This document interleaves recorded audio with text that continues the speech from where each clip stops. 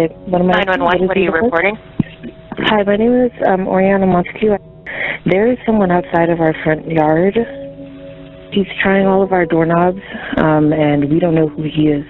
All right, are you in a house or an apartment? We're in a house. And is he trying the doors on your house or on your vehicles? He's trying the doors of our house. On Monday, July 10th at 2 a.m., I was startled out of bed by a rapid knocking on our bedroom door. A chill ran through my body and then a wave of adrenaline. Something wasn't right, as our friend Cassie whispered desperately through the door. Guys, there's a man in the backyard. Okay, and do you see any weapons? Not that we can see. It's kind of dark. We're trying not to make too much noise. He's wearing a gray tank top and jeans and black shoes. How old does he look? I think he's on the younger side. 20 or younger? 20, 30, teenager. We're not sure. It's kind of... Okay, I'm going to stay on the phone with you and keep updating the officers, okay? How many of you have been involved in an active break-in? Personally, I was stunned. This was so surreal that I actually didn't believe her, and I pressed Cassie further for more details. Our bedrooms share the same exterior wall, so if she saw someone outside, I should see them too.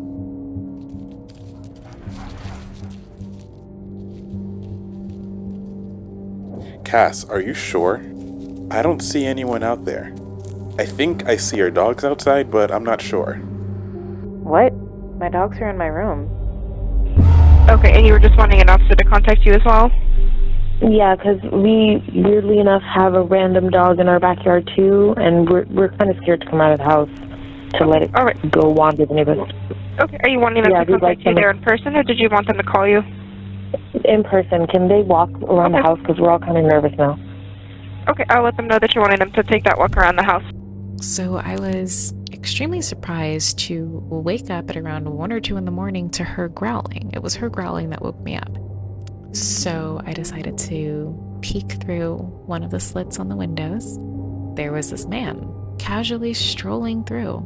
He tried the door, and I tried to stay very still. Thankfully, it was locked, but I was terrified. This was when she fled to wake us. Now, I have an easygoing, docile demeanor. My family knows this, my friends know this. The stranger does not. I'm a 6-foot, built, broad-shoulder, black man with dreads. I look like a walking threat. And because I'm the only male in the house, let's just say that I felt incentivized to impress upon this stranger that this was not my final form. However, despite my intimidating disposition, the way this stranger was swaggering around our property suggested that he was extremely confident in his ability to stay alive, or there was probably something obvious we were missing. We waited quietly for the police, cloaked in the darkness of our living room, as we just watched the stranger on our property, until he decided to start down the street towards our neighbors. Shortly afterwards, several police cars silently roamed the streets, searching for this culprit. We waited over a half hour when the police officers informed us that the suspect was finally caught. The police had received reports of a man roaming the streets who was suspected of stealing a dog. However, the police could not find this person until now. They further went on to say that this individual was too intoxicated to answer questions, so they had to send him to the hospital. Additionally, the officers did manage to retrieve the dog that was in our backyard. The same dog they suspected that was stolen. Though the situation had a safe ending, we felt some type of way.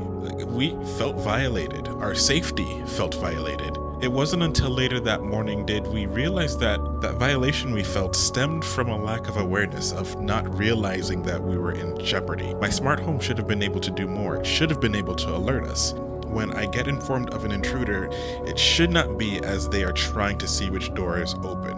And I'm also not interested in playing Where's Waldo with them either.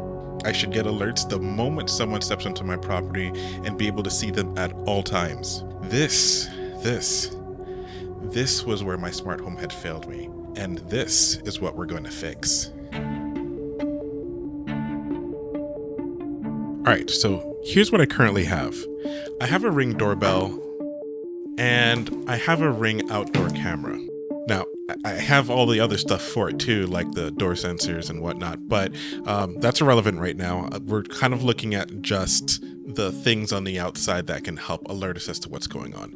All right, so what's actually wrong with what I currently have? On the night of the incident, I am ashamed to say that the backdoor camera was dead. The front yard camera, that sends alerts to my phone if motion is detected, but because it was late at night and my phone is in sleep mode, those alerts are suppressed. Now, additionally, Ring does pick up the cars and the people in the street that walk by, so I tend to get a lot of alerts, and even after drawing the boundaries, it still goes off quite often, so it's kind of hard to take any of the alerts that Ring send me seriously because it keeps crying wolf. And lastly, we don't have a Ring subscription. We had like the whole free thing and we tried it out. I didn't really care for it, and as a result, because Ring is Ring, I don't get any of the recordings. So even though the front door camera did catch the person, I have no evidence of it. Like, I only see things in the moment, and that's pretty much it. So after reviewing all of this, the solution I want should technically leverage the existing tech that I have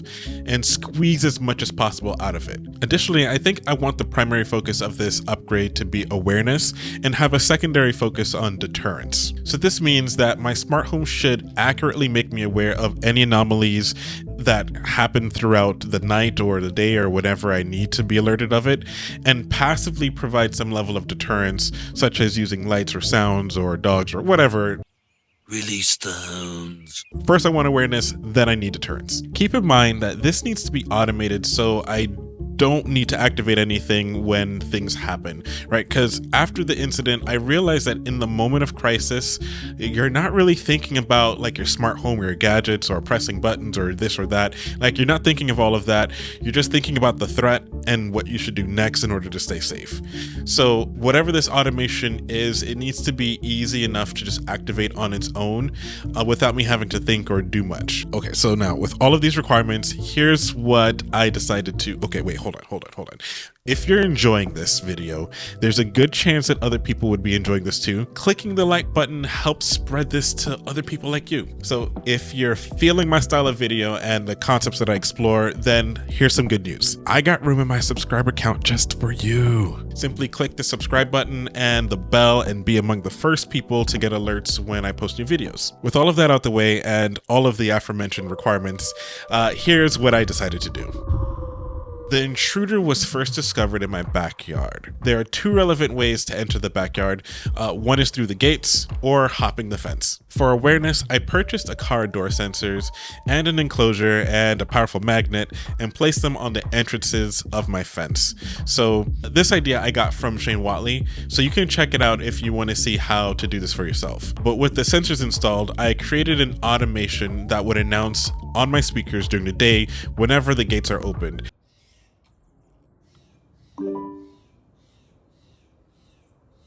The right gate is open. During the night, it would turn on our bedroom light and announce softly that the gate has been opened. As a deterrent, I added the combination lock to the gate to prevent unwanted entry. So this isn't foolproof or anything like that, but should someone manage to make it into the backyard, I'll rely on my backyard camera. So the camera takes 2 batteries and I only have 1. I am too cheap to pay for 2. I am sorry. So as a result, it dies pretty quick. Within about 5 to 10 days, it's pretty much gone. I did purchase Ring solar panels during Prime Day to connect it to my camera. Now, my home is surrounded by trees and I live in the Pacific Northwest where the sun can be a rare commodity. So I was kind of concerned that the solution wouldn't work. I was wrong. It worked great. It has 1 battery and a solar panel, and yet I haven't seen it drop below 80% yet. So I think we're on to a good start.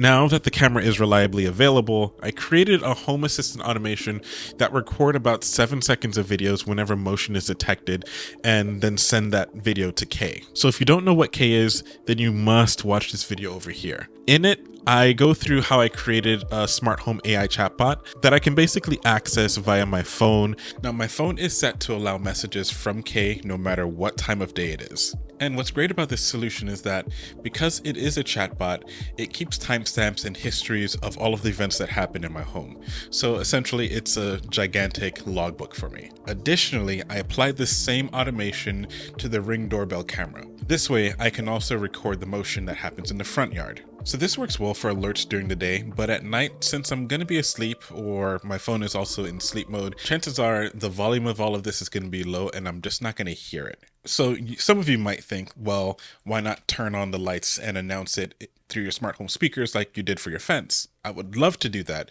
but the cameras are kind of unreliable in that it counts any motion as a threat. I've had motion alarms go off because it sees shadows moving. So I don't want this to go off because a car drove down the street or some kind of animal scurried across the lawn. So to combat against this, I'm exploring Frigate to see if I can utilize its capabilities to differentiate between animal, car, and person in order to reliably trigger more attention-grabbing alerts. But until then, I added some deterrents to my camera automation. Doing a little research reveals that lights that are always on don't necessarily help deter intruders. A serious burglar would watch your house for weeks and then plan around your absence, and a more petty intruder will actually use the lights to avoid things in your yard that would give their presence away. I'm no expert, so my conclusions and the following implementation is not security advice at all. This is just what I felt was best for my situation. With that said, a common thread that I noticed between all the articles that I read is that an intruder will most likely strike when you're not present. So making them think that you're present would be the biggest deterrent next to like a dog or something. Release a hound. Isn't that cute? Now, with that analysis in mind, in my camera automation, if presence is detected at night, it will turn on the floodlights and flicker the porch light on and off, as well as flickering the lights in the living room as well. For those of you who may have automatic curtains or automatic blinds, you can use this automation to kind of raise your blinds a little bit to give the illusion that people are inside, are aware of the intruder's presence, and they're trying to look through the window. One other thing I personally think would be a cool and fantastic deterrent is using outdoor speakers if you have it. When presence is detected, you can use the speakers to announce the location of the person and warn them that they're being recorded and that the occupants are being informed of their presence. Earlier, I talked about my AI chatbot, which uses GPT to help run my smart homes, but I did have a scary yet oddly exciting moment when I discovered how to give it control over my smart home. You can check it out here in this corner. I'm gonna go look into Frigate and see how I can improve the automation around my cameras. Yeah, I think that using Frigate would take this automations or a lot of these automations to like the next level of awareness. Has a situation like this happened to you? I would love to hear about it and how you're using your smart home security tech and automations. Also, comment below what you think about my setup, or if you have ideas to improve it. Like right at the steps, he just sat down, looking at the door, and we had no idea what was going on.